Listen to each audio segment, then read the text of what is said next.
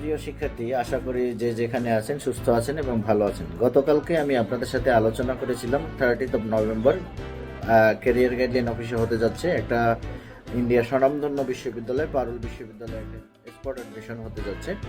তো আমরা এখন আপনাদেরকে বলবো যে আপনারা কোন কোন সাবজেক্টে কোন কোন প্রোগ্রামে ভর্তি হতে পারবেন। আপনারা চাইলে ডিপ্লোমা, ব্যাচেলর, মাস্টার্স এবং পিএইচডি প্রোগ্রামে ভর্তি হতে পারবেন। ডিপ্লোমা কোর্স হয়ে থাকে 3 বছর এবং এটার জন্য সর্বনিম্ন যোগ্যতা লাগবে আপনাকে 10 ক্লাস পাস হতে হবে। এবং আপনার ব্যাচেলরের সর্বনিম্ন যোগ্যতা লাগে 12 ক্লাস পাস আপনাকে হতে হবে, যেটা আমাদের দেশে এইচএসসি বলে থাকে। এই এইচএসসি পাস হতে হবে এবং হলো মাস্টার্স করার জন্য আপনাকে অবশ্যই ব্যাচেলর পাস হতে হবে এবং যেটা 2 বছর মেয়াদি হয়ে থাকে।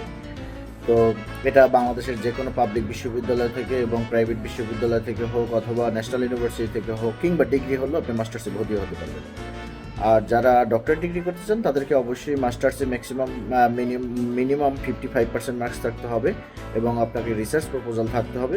এই ধরনের ক্রাইটেরিয়া ফুলফিল করলে আপনারা ভর্তি হতে পারবেন।